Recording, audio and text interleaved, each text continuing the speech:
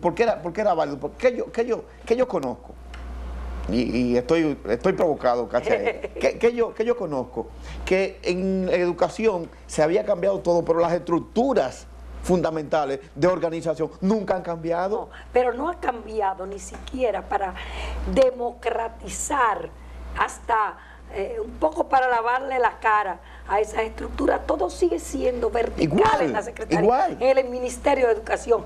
Todo se decide en la cúspide. No se ha descentralizado, ni siquiera desconcentrado las decisiones ni el propio presupuesto, Franklin.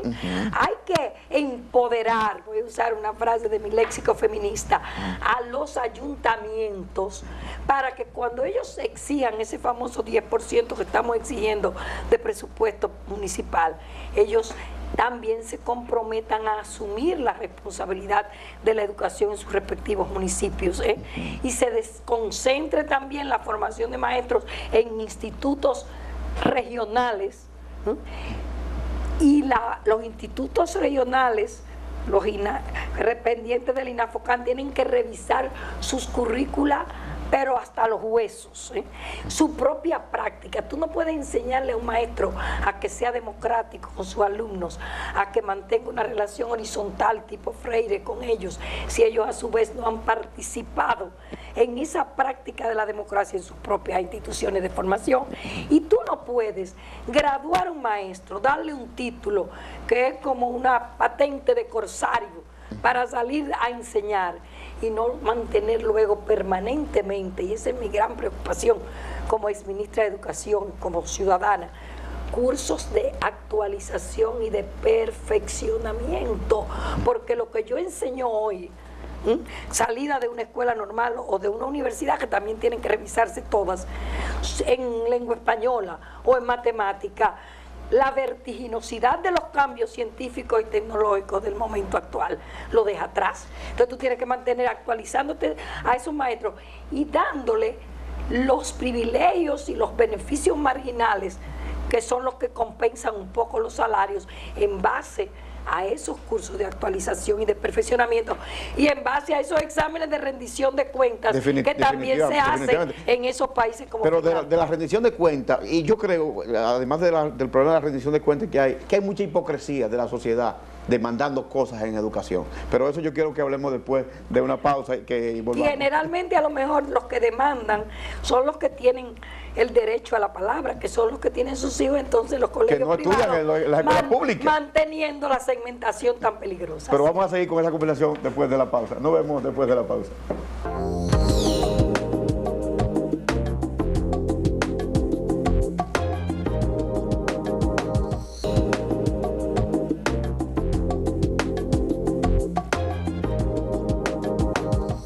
Gracias por continuar con nosotros en Visión Empresarial, y estamos en la última parte del debate de la semana, y esta discusión, como ustedes han visto, está interesantísima con la profesora Ibelice Prat de Pérez, que es educadora y fue ministra de Educación, que a ella le gusta más la parte de educadora, no la de ministra. No, porque a mí me gusta. Tú dices que yo digo, sí, es verdad, pero yo digo que no soy de este tiempo, pero no es porque soy del pasado, solamente miro hacia atrás, pero también puedo que sea de futuro, que haya venido demasiado pronto al Pero déjeme decirle, ojalá muchos de estos jóvenes que andan por ahí pensar como usted, y tener la lucidez y las ideas tan claras como usted tiene. Pero yo quisiera retomar el tema de que dos temas importantes con los cuales terminamos el bloque pasado. Lo primero era hablando de la rendición de cuentas.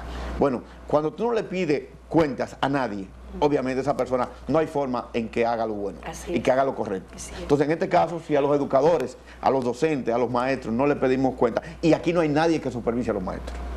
No, porque la vieja figura del inspector escolar, que fue con la que yo me formé, una persona, pero un inspector escolar, no inspector policial, como a veces se cree que, mira que estábamos en la era de Trujillo, sino un inspector que iba a escuchar lo que el maestro estaba diciendo para luego llamarlo, señalarle. Era un supervisor pedagógico, lo que en verdad había, eso ha desaparecido. Sí, definitivamente. Y el director está demasiado abrumado, el director de la escuela, del centro educativo, en resolver problemas burocráticos, y por problemas administrativos. Por problemas administrativos, por buscar incluso incluso apoyo de los padres de familia para comprar productos de limpieza que el presupuesto no le alcanza.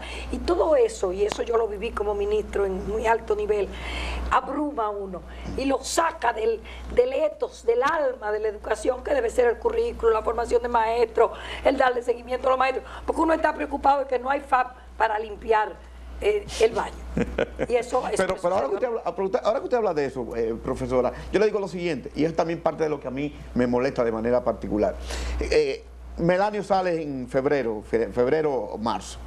Teníamos problemas de educación, problemas del seguro de los maestros, y todo eso parecía que era la discusión del país, y todo eso en todos los medios, toda la gente en la calle. Pero seguro médico, texto integrado y desayuno escolar. Pero quitaron a Melanio y parece que esos problemas han desaparecido. Entonces yo creo que eso es parte de la hipocresía. No. Sí, eso es parte de una hipocresía. No, Franklin. Vamos a verlo desde el punto de vista del vaso medio lleno. Todos, incluyéndome a mí, que porque soy dirigente de un partido de oposición y porque fui ministro, conozco mucho los problemas de educación, o bastante. Estamos dándole un voto de esperanza, ya que no de confianza, a la nueva ministra. No, pero yo no me estoy refiriendo, yo no estoy diciendo que no haya que... No, pero no es eso. Difícil. No, lo que yo digo no es que no haya que dar un voto de confianza a Josefina, así que yo le tengo gran aprecio también. Yo lo que digo es, esta sociedad no puede estar discutiendo los temas en el corto plazo. No puede ser que nosotros estemos discutiendo un problema de la educación y que el problema de la educación primero sea un tema político y después sea un tema que lo vamos a tratar durante 9 días como si fuera un muerto. No, porque es un tema político y debe serlo. Y en eso yo soy rotunda y absoluta e inexorablemente freudiana. Yo creo que es un tema político. No, yo creo que no, porque el problema es... No, una cosa es que sea un tema político desde el punto de vista del papel que juega la educación y otro que sea un tema político de debate. Tú estás hablando de que no sea un tema utilizado en una campaña política, en la fuerza de la politiquería. Exactamente, porque al final todos somos culpables. Pero porque es un tema político, hay que verlo a largo plazo, tú tienes toda la razón. La educación no es una siembra de ciclo corto, no lo es. Y no lo es precisamente, entre otras cosas, por ese factor político, que ese sí es político partidario, de que los gobernantes, como saben que no pueden ver el fruto de sus afanes en educación, como pueden ver la construcción de un edificio, o de un camino vecinal, o de un metro en el caso de los actuales gobiernos, pues no se emplean a fondo en resolver los problemas. Quieren resolverlo lo que está bajo la visibilidad de la ciudadanía, que es la que se cantea luego con los votos en las elecciones. Entonces ese es uno de los problemas. Pero es además un problema de ciclo largo, porque tú no puedes nunca juzgar un producto que no esté por lo menos avanzado en el proceso. Y en este país, porque estamos hablando de formación de maestros, pero hay otros 2 aspectos de educación que yugulan toda posibilidad de buen desarrollo educativo. ¿Cuáles son? La educación inicial con cobertura universal y equitativa, con participación de la sociedad civil, porque nunca vamos a tener un presupuesto suficiente para cubrir la necesidad de la cobertura universal de básica, de la cobertura universal de media, de ayudar a las universidades, que yo creo que eso hay que atemperarlo, y las universidades tienen que empezar a ser autosostenibles y a producir proyectos de investigación y venderlos para también sostenerse, porque tampoco un país pobre puede cargar con todas las universidades privadas. La educación inicial, que es donde los niños se desarrollan mental y físicamente, lo sabemos todos. Esa es la y diferencia. en el área rural, Franklin, no hay educación inicial formal.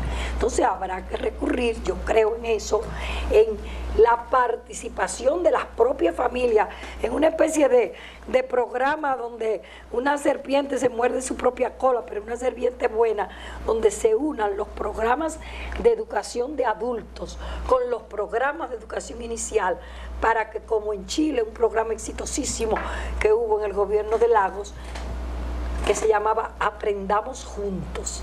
Los padres se alfabetizan, los padres aprenden a vivir una vida socialmente útil y entonces coadyuvan con la educación de sus hijos pequeños. Si usted fuera ministra de Educación hoy, ¿cuáles serían los cambios que, desde su punto de vista, habría que hacer ya y rápido? Pues mira, aunque me juzguen viviendo en el pasado, yo volvería a lo que fueron mis prioridades esenciales en la Secretaría de Educación. Volvería